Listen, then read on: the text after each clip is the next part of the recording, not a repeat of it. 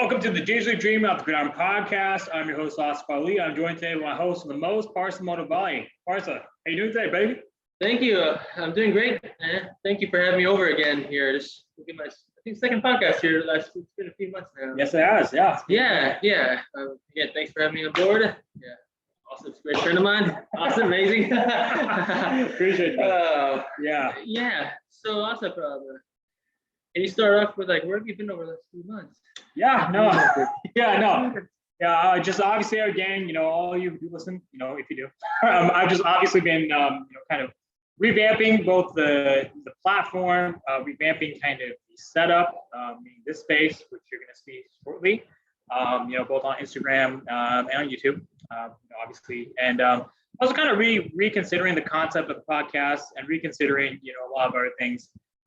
In terms of kind of what direction, what genre I wanted to go, in the sense that podcast obviously has been focused on professional sports, different sports topics of that nature.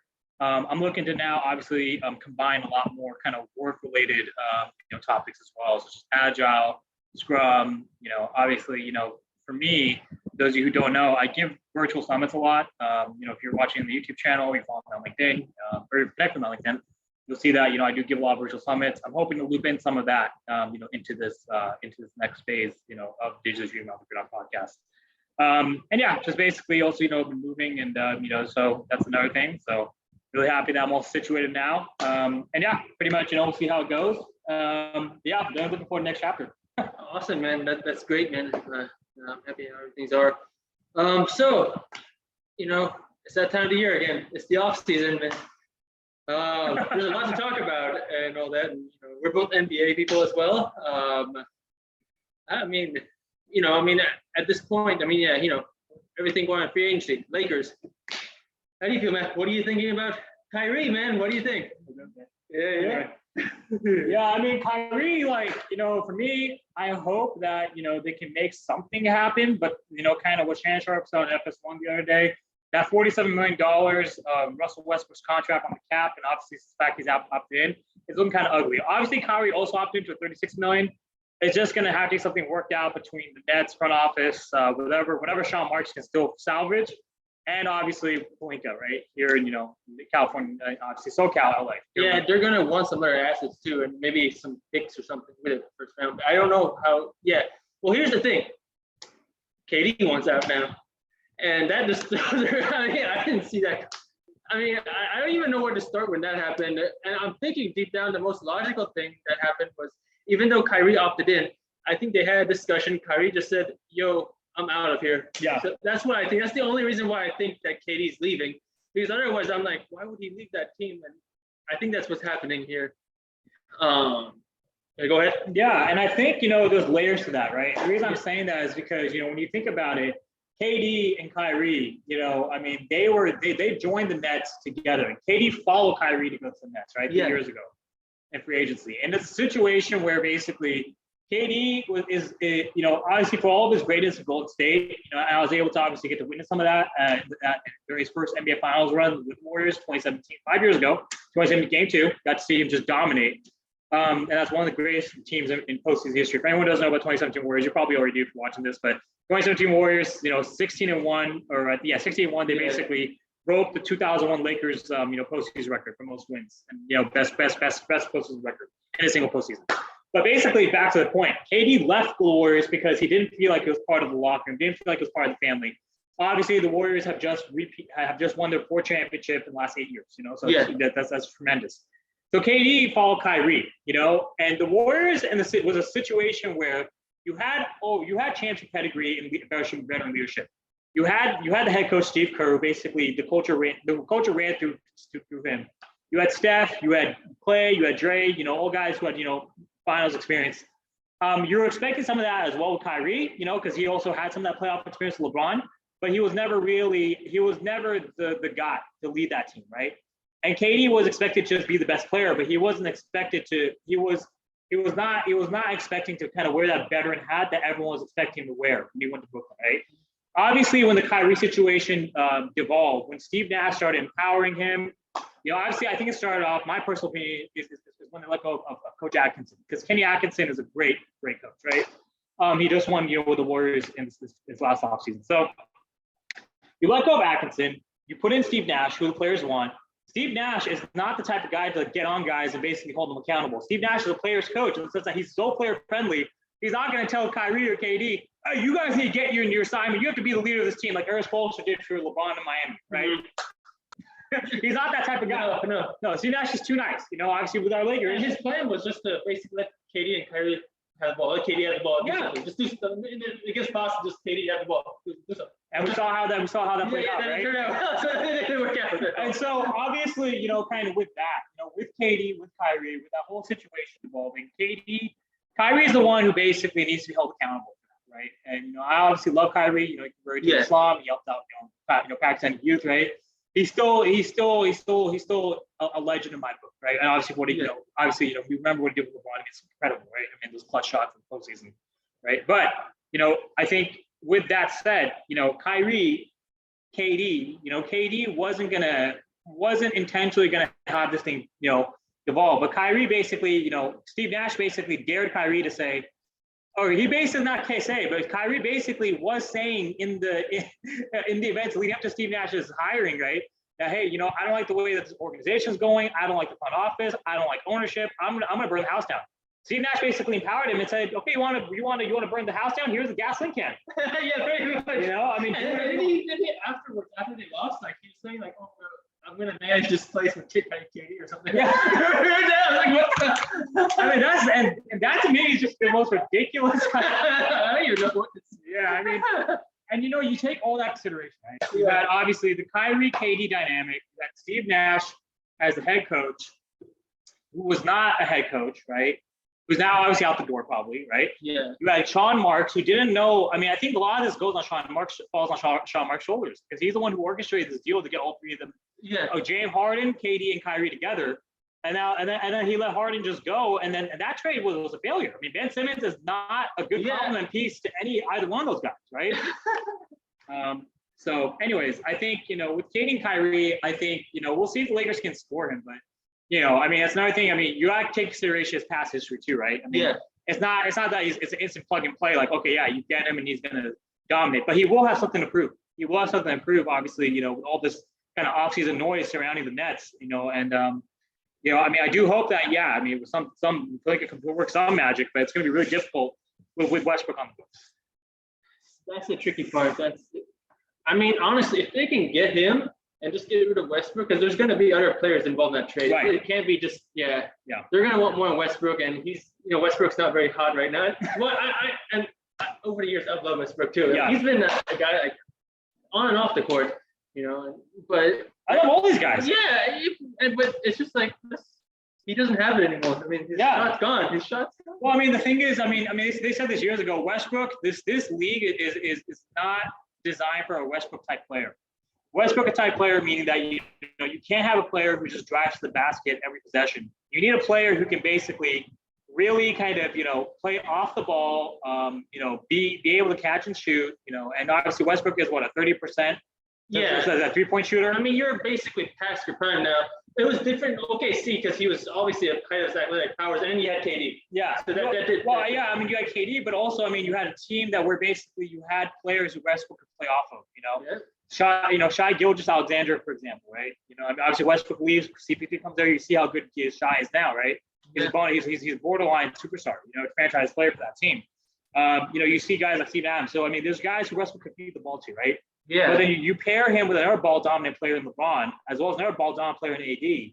And it's not a match. It's not a match, and essentially the same thing with Ben Simmons in Brooklyn, right? A ball dominant player in Kyrie, a ball dominant player in KD, and Ben Simmons also a very ball dominant player. And that's the issue with this league. Ben Simmons, Westbrook basically have the same problem. You have to be able to shoot to survive and to stay relevant in this league. So these are the types of things that we have to that teams are looking out for. In this offseason. So I don't see Simmons moving because Simmons is basically. I mean, that was a failure for Sean Marks. I mean, I don't know what he was thinking with that trade. There is a lot of intrigue around Westbrook and Kyrie. From Brooklyn to LA. I don't know how realistic that is, right? And how close to materializing that they are from both sides, right? Yeah. But that would be something very interesting to see. Yeah, and it's gonna be interesting how much Kyrie forces his way out. But I mean, the Nets are gonna want something. Yeah, he's already requested a trade. You know, both Yeah. KD and Kyrie both requested a trade from Yeah, the Nets. already gonna go. Yeah, And KD is also listed top 2 destinations. That's Phoenix and Miami. and you know what's intriguing about them? They both have a culture. Yeah. They both have leadership. And that's something that KD doesn't have to worry about. So he can just go on and be the best player. I can see why he chose those 2 teams. But that leads to our second topic, in the sense that KD going to a team such as Miami, which already has championship pedigree, it doesn't really bolster his legacy. You know what I mean? Not as much, no. The whole point of going to Brooklyn was to basically prove everyone wrong. Started from the beginning. This is your team. This is your team, a championship-hungry franchise. Yeah. Bring us home. The only way I see KD kind of salvaging his legacy at this point is to go to Phoenix and help that team win a championship. You know, and the reason I say that is because, you know, that team is also a very hungry franchise. I lived in Phoenix, right, for a little bit, you know, and me also being a diehard fan of Lakers and just being a fan of basketball in general. You know, those fans are rabid. They're hungry. They're hungry. They're hungry. I mean, you saw the finals last year. I mean, how Giannis and, you know, I mean, those fans were just packing the stadium. Yeah. Sorry, the arena. I apologize. The arenas, and it was just one of those things where, I mean, it can go in the multitude directions, right? I mean, you can see KD and Kyrie. I can see Kyrie going to a few spots that will work, but I don't see KD going to a market like the Utah Jazz or like another team, which could actually be a really great fit for him, because of the fact that the market is not attractive enough, and he's not going to have as many options as well in a situation like a Phoenix, right? Yeah, and that's why I think that's his option. I mean, like I said, I agree. But I mean, yeah, if he goes and wins a championship with him, all hats off to him. But, hats off to him. Yeah, exactly. Obviously, you know, he doesn't have the great reputation right now with everything the team hopping, so that's something that he's gonna have to show that he can lead in that regard. But you know how everybody is prisoner at the moment, so like, you know, you can criticize one person now, but if they go do something great later on, then everyone's cheering you on. That's how it is. That's how it is. So yeah, that's what's gonna happen. But I think that's gonna be dragging on all the summer. No, it's gonna drag on all summer. I mean, because I don't see a quick kind of fix for either one of these situations, right? I don't see a quick trade for KD. I don't see a quick trade for Kyrie. I don't see a trade partner willing to kind of. The Nets, I think, they want a boatload of picks. They want a franchise player. I mean, they want a bunch of, you know, kind of capital, a bunch of draft. They want draft capital, and they want additional capital, you know, to help them win now, right? But if you look at the situation now, it's basically it's almost like a total rebuild. You know, and that's why I said when the Sixers pull off the trade to get Harden, they were primed to be the team to win, you know, in the longer term than the Nets. You know. Yeah, but I mean, and it's gonna be interesting now because Harden is kind of, you know, he needs to up his performance. Obviously, that was it looks like, I don't know, he was balling back in, it was just last year during the playoffs. So it was the Nets, and they beat Boston in 5, and then he was balling during that time, and then he suffered that injury during the Bucks series, the hamstring injury, and then I don't know, it's just been the tale of like, was this the worst hamstring injury ever, or? And I think what's probably going on is, well, he got injured, but I think it's just because Harden seems like he doesn't take care of himself as well. Like, he just goes out, does whatever he wants, eats everything. And I think like he's been very durable all these years, but now that you're in your 30s, like that shit catches up to you. It definitely does. It does. And and I think that's what he's feeling a bit. And so if he can in the offseason lose some weight, you know, change his diet regime, maybe he can have a bounce back. But if not, then I mean it's not going to be a great thing for the 76ers if he's going to struggle. Absolutely. And I think, you know, to that point, you know, Harden's never had the athletic ability, the natural athletic ability, you know, of like a Westbrook, of like a KD, right? And, you know, or any true guard right now, any premier true guard in the NBA. Harden has always relied on his playmaking ability, his scoring ability, his shot making, his shot creation ability, and just his ability to kind of play, you know, both on, I'd say off the ball too, but mainly on the ball, you know, just being the most skilled offensive player in the NBA, right? He's relied a lot heavily on his skill as opposed to his athleticism, right? Yeah. So he does need to really take care of his body because, you know, he's not the type of player who can get away with cheating, or basically he's not a genetic freak where he can, you know. Yeah. I mean, when Harden slouches, everyone you can tell, you notice. You know? And that's an issue. Yeah. And so I mean, we'll see what happens. We'll see what happens. I mean, we're both fans, right? I mean, I mean, I mean, there's a lot of intriguing else. Yeah, it's gonna be intriguing. I mean, obviously Joel Embiid was healthy for once last season, but then the playoffs he got hurt. I mean, so that's health is always important. Health is always important. I think another thing is that someone's gonna have to take the leadership of that team, right? Yeah. Same issue in Brooklyn, I think. But I mean, the Nets. I mean, Rick Bucher said this. I was watching Speak for Yourself the other day. Mm-hmm. Rick Bucher said this clearly. He said the Sixers have all the pieces to win a championship, but they just need that leader. They need Embiid to be that leader. Just kind of hold Harden, everyone accountable, and just really. So far, he hasn't really been. He hasn't. He's played he's played well, but he hasn't been a leader when it counts, right? And I think that's both on the court and off the court in the locker room, right? So if Embiid is able to try and mature into that leadership role, then we'll see the Sixers, the Philadelphia Sixers achieve the potential that we all know they're capable of achieving, right? But until then, it's yet to be seen. Yeah, I mean. But yeah, man. I mean, that's why, I mean, the Bucks, man. I mean, I don't know. I mean, I feel like they're not the best team out there, but man, Giannis is just a freak, man. Oh yeah. He took that. With Milton injured, I was impressed how they even went 7 games against the Celtics. Yeah. Impressive as is. I mean, just geez. Yeah, you're talking about this last postseason. Yeah. That was incredible. Yeah. Yeah, I think Giannis is one of those guys who basically, when you look at it, Giannis is a marquee talent. Obviously, when you talk about franchise player, you talk about Giannis is literally that, everything in every single word. And obviously, they have that new movie coming out. Have you seen that one? I have not seen it yet. No, I have not seen it. I'm looking forward to it. I don't know if it's going to be on Disney Plus. If it is, then we can watch it definitely. I think it is. I think that's what. If it is, no, I'll check it out. But yeah, I mean, anyways, I do look forward to watching that movie. It looks really inspirational, but. Yeah, I mean, Giannis is that dude. I mean, Giannis is that dude. I mean, and that's the thing. You see that leadership we're talking about, Embiid, right? The question with Embiid. Giannis has already taken that leap. He's taken that step forward, and we don't have these question marks about Giannis. You know what I mean? Because of the fact that the Bucks overperform when we expect them to when we count them out, expect them to be knocked out. Like first round, right?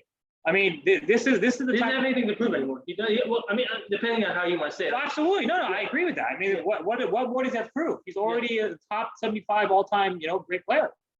So I mean, that's the difference, right? I think, and anyways, yeah. I mean, I was hoping AD could stay healthy and really, because AD and Giannis, in my opinion, skill for skill, were kind of neck and neck, right? Yeah, and remember that a couple years ago we were talking about AD was better than Giannis. Yeah, but then I look over to how that. Yeah, and that's the beautiful thing about professional sports, right? Yeah. I mean, these guys, these professional athletes are so freaking conditioned and just so well, I don't even know what to say. It shows that how much you take care of yourself, how much drive, motivation you have to work hard, to earn that. That's what goes that level. Yeah, absolutely. So yeah, I mean, it's gonna be interesting to see for sure. I mean, I'm looking forward to seeing how the Bucks perform. I'm looking forward to seeing how. I mean, the Bucks are going to bounce back because they're the Bucks. Giannis is that leader like we just talked about. Yeah. But I want to see how Philadelphia does next year. I really want to see, can Embiid take that? Can he be that leader that in the locker room? Can he also, will that translate to on the court, right? Yeah, that's something that's going to really, it's going to make or break them, right? That's really make or break. It's make or break time. And actually, he did hold up Harden accountable and all that. He's in a way, he did say Harden didn't play well. Do you remember that interview? Yeah, I remember that interview. He didn't step up. Yeah, and then people were saying, so mean, but I'm he's holding him accountable. Yeah. So I kind of saw it a little bit. I mean, yeah. No, I mean, he's definitely, so when I say leadership, I'm just saying being that locker room, presence, you know what I mean? Yeah. Obviously the exit interview for the Sixers, and obviously Embiid does and says all the right things, you know what I mean? Yeah, he does. But I think there just needs to be he needs to take that next step forward to really kind of set himself apart. Obviously champions are the greatest players of all time, such as a Giannis, right? When the other guys will step up, he will put the team on his back and carry them and will them to victory, right? Yeah. Can Embiid be that guy? That's the question. Yeah, and that there's levels to it. When you're already a very good player, superstar player, but the next level, correct. We have seen him come up short in those big moments where you need him the most. That's exactly, true. And so that's what's yet to be seen. So definitely goes on. Yeah, that's exciting. Yeah, it's not exciting. Let's talk about some NFL. So Russell Wilson, I'm way late, guys. Sorry about that, but Russell Wilson on the Denver Broncos, Matt Ryan on the Indianapolis Colts, Tom Brady coming back from retirement. What else? Gronk retiring. Okay, so let me just kind of run through all this, okay? Russell Wilson on Denver Broncos, that team is just, it was always one quarterback away. So That team is going to perform well this year. I don't know how far they'll go, but I do consider them a playoff contender now. Tom Brady coming up, Matt Ryan on the Indianapolis Colts. You saw Philip Rivers, what he was able to do 2 years ago with that team. That team has only gotten a little bit better, in my opinion, both on, I think, defensively. So I think that team can also really perform. Lastly, who was the last one? Tom Brady. Tom Brady coming back, the Bucs, Adam Rank had the Bucs going 13-4 this year, beating the Niners in San Francisco. And that's because Trey Lance might be the starter. And Trey Lance, I mean, that's really a big question mark over Jimmy G, right? Can Trey Lance be that guy, right? But we'll get into that later. But the Bucs, in my opinion, are probably going to be are so forced. They're only 2 years removed from the Super Bowl championship run. Even without Gronk, I mean, they have Mike Evans. They have a bunch of guys. They have Godwin. They have Scotty Miller. So they have a bunch of targets. Tom Brady. Gronk retiring, I think he's done for good. I mean, people are saying he's coming back. I personally think he's coming back. I mean, he's way too many injuries. I mean, he's basically our age, right? And he's been playing professional football like at a man beast level, like a motherfucking boss truck, taking that contact, winning over guys, just like this 6-year-old. So I think he's done. So how many years has he been in the? how many years? Yeah, Gronk, 2010 to 18. He took off 2019, 2020, 2021. Yeah, basically 11 seasons, 11 years. That's a pretty good full career. Yeah, four rings, 5 Pro Bowls, 4-time first-team All-Pro. Retiring on a high, hey. NFL 100th anniversary team. I mean, what else does he need to do? Yeah, not much. Maybe break 1,000 yards. Who the fuck cares about that? He's done. And he has this hot, beautiful girlfriend who we can worry about, Camille Kostick. So I mean, he's set. Yeah. What else? And yeah, I mean, I think Trey Lance. And I mean, so let me ask you this. Obviously, you're not a Niners kind of diehard fan like me. You're not really, but are you familiar with the Jimmy G, Trey Lance kind of situation right now in San Francisco? Okay, I am not actually. Yeah, so Jimmy G basically, to kind of catch you up and anyone else who doesn't watch football, Jimmy G is basically was supposed to be traded this offseason, right? Because Trey Lance was supposed to be a starting quarterback. Because that's why the Niners moved up last season to number 3 in the draft to pick Trey Lance, number 3rd overall, right? Trey has shown flashes, but it's a very small sample size, just 2 games, right? And it's the flashes aren't necessarily wow, screaming, out loud, yeah, this is the guy, And NFL Network, they talked about it, a lot of people don't think Trey Lance is the guy to really. I mean, a lot of analysts, former players, Thomas Davis, and a few others, they've been fair and brutally, honestly tough in their assessments of trade, right? So Jimmy's still on the roster because they also Niners fudged that up. They weren't able to trade Jimmy. Okay. And so Jimmy's still there. Because he underwent shoulder surgery. They basically, other teams saw that and they basically said Jimmy G's contract is $27 million a year. They're not paying a guy that much money unless they know we can make a win. Most teams, they don't really have vacancy anymore right now, as if in the offseason. Niners basically showed their cards too early, and they basically had a guy who was injured getting surgery. Not a very marketable tactic for a guy who's trying to move, right? So that's pretty much the situation. Trey Lance is 22 years old. Okay, Trey Lance is 22 years old. He gives me flashes of Cap, kind of the mobile quarterback, strong arm, very great athleticism, right? Question is, can he play from the pocket? Can he win from the pocket? Can he win down the stretch? We haven't really had too many running quarterbacks win championships in the NFL, right? So that's kind of situation right now in San Francisco, right? Kittle, everyone else, locker room, they're pretty much behind both guys, and Trey and Jimmy are pretty much on good terms. There's no animosity. Trey looks at Jimmy as a big brother helping him out. Jimmy's been professional throughout the whole ordeal. Question is Jimmy going to be off the roster, and how will Trey do? So. I mean, the question is, okay, first question, is Jimmy going to be off the roster? If Jimmy's going to be off the roster, there's going to need to be a team who's going to pick up that 27 to 30 whatever million dollars. Some sources have said Cleveland could be a potential destination because of Baker Mayfield's contract. Baker's not happy there too. They could do a swap. That's been a favorable scenario, which may or may not be realistic from the Browns' perspective, right? Because Jimmy has a winning record. Jimmy can help that team win. Now with Trey, if Jimmy's on the roster or if Trey is a starter, right? Trey, I mean, Peter Schlegel on NFL Network said, Jimmy, you don't draft number 3 overall and do all this marketing to trade Jimmy in the offseason if you're not going to start Trey Lance, right, in week 1. So when he starts, how many weeks from now? I think it's 16 weeks, right? Because it's July, August, September, 12 weeks from now, right? The first week of September. I mean, we'll see, what he's able to do. And we'll see how that carries through through the stretch of his of a 17-game season, right? I'm interested to see how well Trey is able to pick up Kyle Shanahan's offense, which is very complicated. Another storyline that's going on is Deebo Samuel, right? I'm interested to see if they're able to lock that up. And then obviously, how well can Trey gel with the Niners receivers? Because Jimmy Nance championship game that we both saw, we both watched it. Jimmy couldn't really make throws when he counted the most. Yeah, toward the end, he just kind of went down. Yeah, he collapsed. It was a good first showing in the first half. Yeah. And after that, he just collapsed. He just collapsed. The FCS game. I mean, he had a great first half, and then you come to the second half, the guy just couldn't deliver. So, with that said, I'm looking forward. There's a lot of intrigue around Niners. We still have a really great team. So it'll be interesting to see. Yeah, with the quarterback change. They're going to be right there. They'll be right there. They'll be right there. The question is, are they better than the Rams?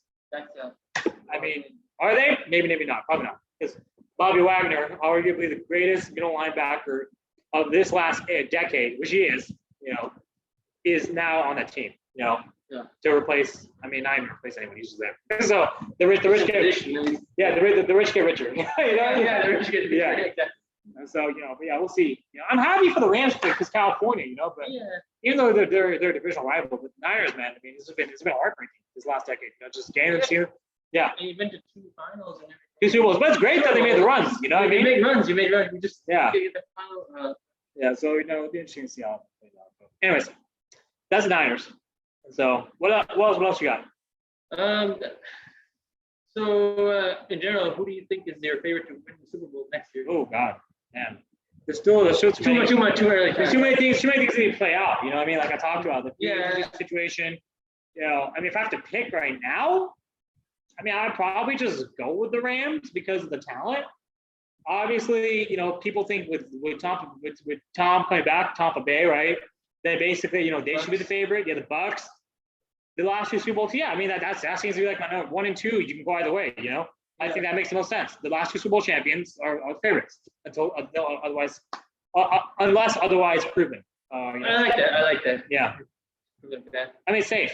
Safe, yeah. It's not really risky. Yeah. Because I haven't been following football, but I know you do. So you can give your perspective. Absolutely going on. Yeah. So that's great. Actually, no, but let's talk about football you do follow. Let's talk about, actual associate football and my Man U and Cristiano Ronaldo. Oh. and the other moves. Man U, and you follow someone that Man U have not been in a good place the last few years. Yeah. Poor management, pretty bad. They got a new coach now, but the issue is Ronaldo's a big issue. Obviously, he was their best player. He delivered. He scored some goals. He scored a good amount of goals. He scored like 20-something goals, which is really good total for the season.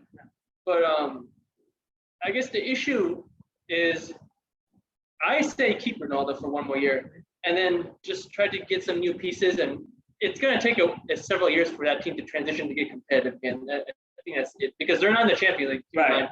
They're going to be in Europa League. So that's the competition. That's usually it depends on the league, but so if there's 19 teams, the top 4 go in the Champions League. And then between 5 and 8 or about that, depending on the league you're in, those are Europa League. Yeah. So that's pretty much where they're at. Yeah. And I think the thing is with Ronaldo, he requested a trade yesterday. Yeah.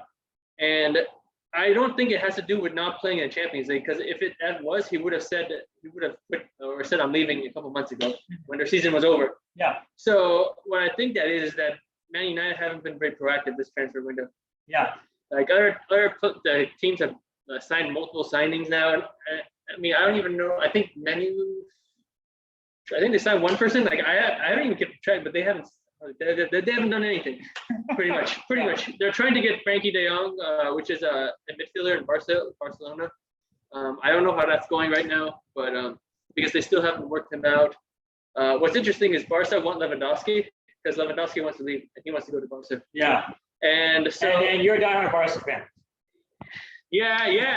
They're not doing that well. That's good for them. Yeah. Real Madrid right here, Barca right over here. Go. So then there was some rumors saying that maybe you could put Ronaldo in Bayern Munich, which is probably if you want Champions League football, I think that's the best bet, pretty much.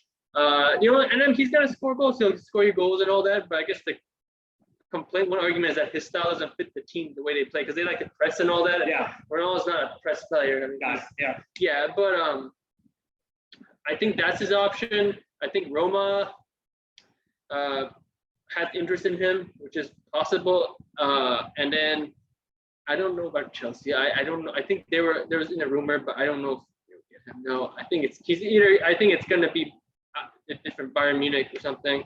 I don't think Madrid, as much as people like fairy tales, but I think it's different now. And Benzema's that guy now. And you're going to try to yeah. I mean, Benzema's amazing. Dude. He scored 40-something goals this year. Yeah. It's just been unbelievable. Yeah, he scored like 2 hat tricks in the Champions League. I saw the game against Chelsea, you know, and Benzema was just going off. I mean, he was the team because they were down 3-0. He was. They would not be anywhere without him. Yeah, I was like, what the hell, dude? Like this guy just brought some big 3-2. What was the final score of that game? Do you remember? I thought the first leg was 3-2 or something. Yeah, it was 3-2, and then Chelsea, I think it was 4-3 or something. They won. And Benzema scored like 2 or 3 goals, right? He scored 3 goals in the first game and then 1 goal in the next game. Yeah, I mean, it's just like, what the hell, dude? Like, the guy's insane, like, you know? Yeah. You know, and he's like 34 or something, dude. Yeah, it's crazy. He's older than both of us, so. Yeah, I mean, but. It's like you age like fine wine, you know what he's saying? Exactly. It's like there's Man, when this episode, if you want, forgive me, everybody. Yeah, obviously, when I stopped playing, you know, it wasn't obviously at the Champions League level, right? But you can see everything here, right? It's just like my body was just done at 29. I was like, holy crap. But then, you know, obviously, my last, you know, I did an interview with Victory Circle podcast this past Wednesday. And you know, shout out my boy Jason Whitten. You know, appreciate you having me on the show. He basically was saying, oh yeah, like can I see you throwing? You know, see you running. Like, are you ready to get back out of shape? And we just hit the basketball court, guys. That's why, you know what I mean. And I was all like, yeah, you know, I mean, I wouldn't mind getting back out there, but then like just like contact, man, it just like fucking like it breaks you like after a certain point, you know. Yeah. And so I mean, when I see guys like Benzema, like others, like Matt Stafford, and like all these guys in the fucking like the top of the elite leagues, still doing it like well into their 30s, I'm just like, how in that? Like obviously LeBron, Brady, right? Yeah. But I was like, how in the hell do you like still do that? That's just like just remarkable. Especially Matt Stafford with that no-look pass in the Super Bowl. Oh yeah. That was You see a amazing. lot of athletes too. Yeah. Benzema. You And UFC, you also got Colby Covington. Yeah, sorry, go ahead. No, I was gonna just say. I was just saying like Benzema, Ronaldo, Messi, all of them. They're in their 30s. Yeah. But is Messi still as effective? I don't know if he is effective. No, well, he hasn't scored as much, but he's basically prime playmaker for them. Yeah, prime playmaker. So kind of like, you know. But then Argentina is scoring goals, so I don't know what to make of that. Yeah, exactly. I don't know what to make of that. I don't know. Yeah, I have no idea. I think it's how you play him. I mean, obviously he's not gonna score any goals anymore, but But he's still He's still an elite type of playmaker. He's still you respect him enough to put him on. Your defense is gonna have to, you know, strategize for Messi. Yeah, pretty much, but maybe not as a pure goal scorer, but as a like he's gonna basically draw you in. What's gonna happen? Defenders are gonna come at you, then he's gonna do like some 30-yard pass to someone. Yeah, or some shit like that. Some shit like that. Pretty much that's what's gonna happen. And then the other player scores. Speaking of insane, let's talk about Sadio Mane. $43 million euro, you know, opt-in. So kind of, what's your take on that? It's been the last few months, like the whole rumors were that he wanted a new challenge. Yeah. That's just what he wanted, and which is fun. I mean, he's won a Champions League there and all that, and he's been in 3 finals, and I mean, it's kind of sad to see him leave because I love watching Mane, Salah, and Firmino and all that. But you know, I mean, I think like, you know, it's good. Like he's been there for years, he's done his thing, and he just wants a new challenge. And I think I respect that. Players want that. And he's gonna get it, and I think he'll fit in very well with Bayern Munich because they press and he'll run around. He'll run, and that'll suit them well. So I think that's a great signing for them. And I think Liverpool will be fine. Liverpool will be right there. They re-signed Salah. They re-signed him to I think till 2024. So yeah, I forgot how expensive the contract was, but he's basically going to be there for a guaranteed at least another couple of years. Yeah, absolutely. Yeah, they say still in his prime. You know what I mean? Yeah. In his 30s, and you know, I mean, he just turned 30. So yeah, he's the best attacking player in the Premier League. So, absolutely, yeah. So that was amazing. Gonna be interesting to see a lot, you know. And then I don't know how much you kept up. Mbappe was supposed to go to Real Madrid, but he decided to stay in PSG. So, PSG, yeah. Yeah. I mean, obviously, a lot of people are like, how did you turn that down? How are you going to stay in this French club and you could go to Real Madrid of all places? But I guess he just wanted to stay in his hometown, like his Yeah. country, and that's fine. And you get to play with Messi again. So. Absolutely, yeah. So, yeah. Yeah, and I think with Sadio Mane, I mean, we'll see how that goes. You know what I mean? So, I mean, a lot of interesting storylines for sure. Yeah, I think it's gonna be fun. There's a lot of great teams, and I mean, to conclude this football, soccer, and all that, the World Cup is coming up, so that's gonna be fun to watch. It's gonna be in November, late November. This is gonna be interesting and all that. Yeah. So I mean, I'm very intrigued to see that. But it's right in November. It would have been if it wasn't for COVID, it would have been earlier. You know what I mean? Yeah. I think because it would have been now. It would have been now. Yeah. So we could have had something to watch now, but whatever. It's that, yeah. Disney Plus, shout out. Exactly. And Netflix. Yeah. So Asif, this is the mighty episode 81. And I know you've been a football person. That's been your prime sport for most of your life. And you've been played for quite a number of years. So when was it where you first started like getting into the football, like in terms of actual playing was? Absolutely. And so obviously, like, you know me from before those playing days, right? So for me, I started the passion started, I would say like around my junior year of high school, which is like, around your senior year, usually. And I actually ended up graduating a semester early. So it was like almost like my last year too, right? I realized that, because I decided to really kind of invest heavily in doing the JUCO classes, concurrently to help fast track my graduation, also remediate some other classes that I had to make up, right? Because I was take class seriously the first couple years of high school. And with that, I noticed that, hey, there's this JUCO football thing, right? And ultimately, I was like, wow, I really, and it's not that, football was just like a brand new passion. Like, I grew up an Irish fan, from like an early age, my childhood.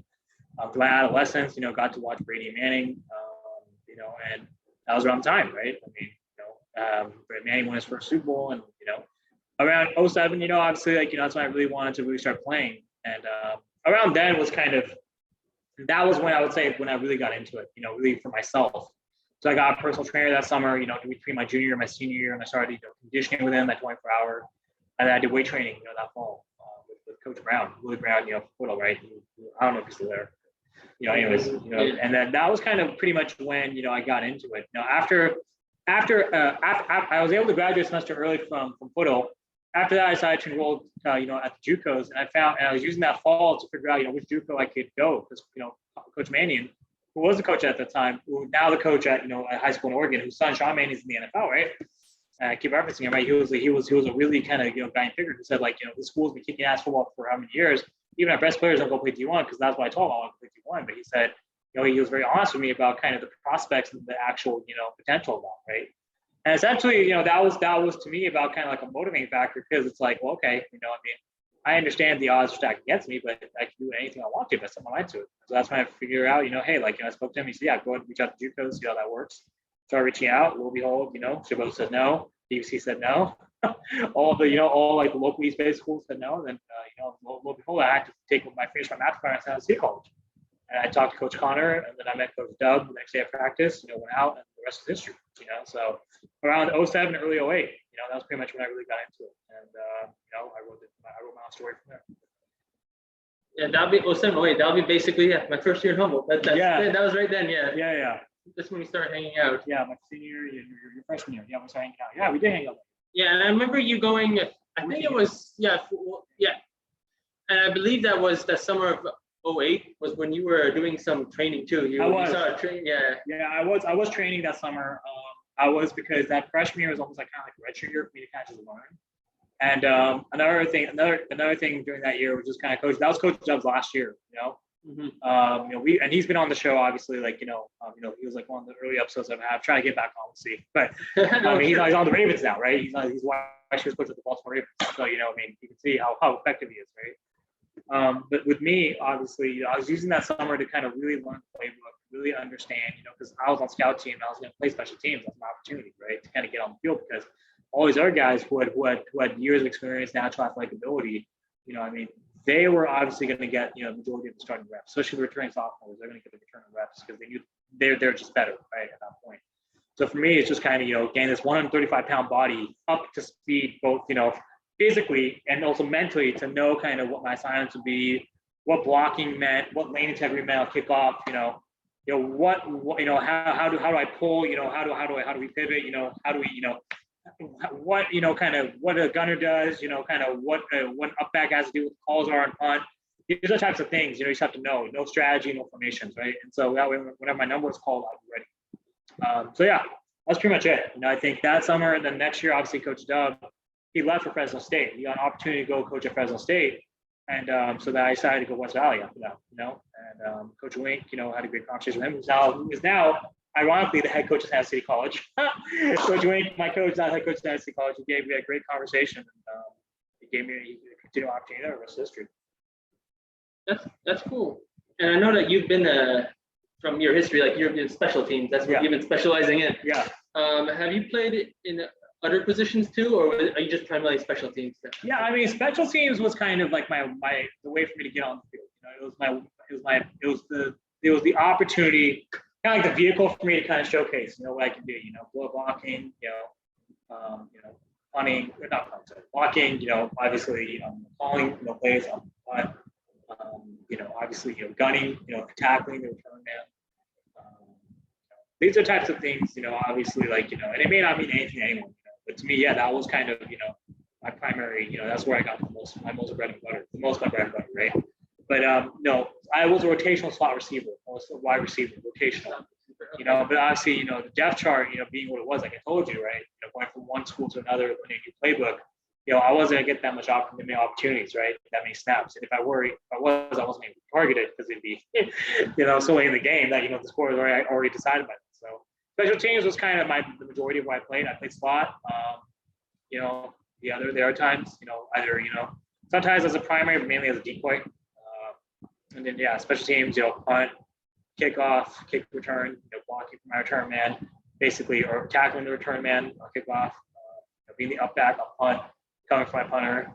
Shout out Dan Calvais at the Chicago Falcons, one of my punters over there, my key punter. My last season playing, right, in Chicago. And that's pretty much it. I think ultimately that was kind of, where, I really thrived in special teams. I mean, I had opportunities also, kind of just in like kind of some scrambling wildcat formations as QB. But I mean, that was negligible at that time. But, you obviously see me now, I can throw the ball, at least somewhat effectively, I think, my boy Aaron. Yeah. So, I mean, I think doing those runs and so that was also something I enjoyed doing. Not necessarily in the game per se, but maybe like, if they had like a wildcat formation, they try it out, in practice. Yeah, in practice, yeah. So yeah. But it'd be cool to get back out there and start throwing some times. Oh yeah, totally. Yeah. And I mean, for you, it's been we go back in 2008. Yeah. When we started hanging out. Yeah. Oh, and then until like you played until like 2019, correct? 2019. So about 11 years almost. 11 years. Yeah, basically up through Chicago time. Right. After that, yeah, kind of retired. Yes. 11 years is great. Thank you, brother. Appreciate that. Thank you. Yeah, no, I mean, it was definitely like it was an unpredictable kind of run because I wasn't really anticipating playing after JUCO and the arena or any of that stuff because I didn't really achieve any success. You know what I mean? So, going for semi-pro, kind of jumping in and out of it, and also kind of like doing that with work on the side was kind of like, and it was a way for me to kind of make new friends in Chicago, you know what I mean? Yeah, those first few months of Chicago, you kind of just did your own thing, and then you joined the Chicago Falcons. Yeah. That was that like a few months later, right? A few months after, yeah. I moved to Chicago in November 2017. Around April, that's when I got in contact with Coach Rob and Blackman, Chris. Kind of talk about, joining the team. So that was the rest. That was the rest of the time. Yeah. Yeah, that was my third year in pharmacy school, and that was before I remember, we were just hanging out in August, and then I left, and then a couple months later, you're like, I'm going to Chicago. Yeah. The big change came. Yeah, it's funny though. The funniest part about that, I went to Chicago when I found going to Chicago. I accepted the offer. Next day, Jimmy got traded from the Patriots to the 49ers. And Jimmy's from Chicago, and I got to watch his first start in October. Jimmy got traded. I got to see his first game in November as a starting quarterback for the 49ers against the Chicago Bears. That's at Soldier Field. That's great. That's Not saying I'm an NFL player by any means, but it's just also holy shit, this is a trip. You know what I I mean? Yeah. And that's the game. I saw your picture. That's the one you hit. Yeah. What a coincidence. Yeah. That's crazy. It's crazy how time flies. Yeah. Yeah. Up and down. Yeah, I mean, but it's great to hear your football story. I mean, Thank you, man. Yeah. Before we wrap it up, do you have anything else to say? No, I just thank everyone. Thank you for listening to this episode. Appreciate you tuning in. The direction we're going to go from here, I mean, it's going to be pretty much kind of just whatever. I mean, they're kind of like a wild card in the sense that I don't know if it's going to be just like, as you've seen in the past, NFL guests, Pro Bowlers, former, college football Hall of Famers, whatever, right? Super Bowl starters, Super Bowl champions. It's going to probably take a different direction in just, I want to still include and integrate football as a running theme of the show and sports as well. But I do also want to kind of start intertwining some of the work stuff. You know what I mean? It says for software development, project management, and you're going to expect some of that. You're going to see some of that, so that way we can get the best of both worlds. Hopefully, you get some value out of it. That's pretty much it. Thank you for tuning in. I'm your host, my co-host Parsa, my good friend. Thank you for a great show. Absolutely, brother. Absolutely. Thank you for coming by. On the other hand, man, we gotta do that. Thank you for coming by. And everyone, once again, you can follow us on DDOG Podcast, Did You Dream Out the Ground Podcast, on Anchor, Spotify, Google Podcasts, Twitter. We're back. IG, we're back. Feel free to tune in. Everyone have a safe, blessed July 4th weekend. God bless.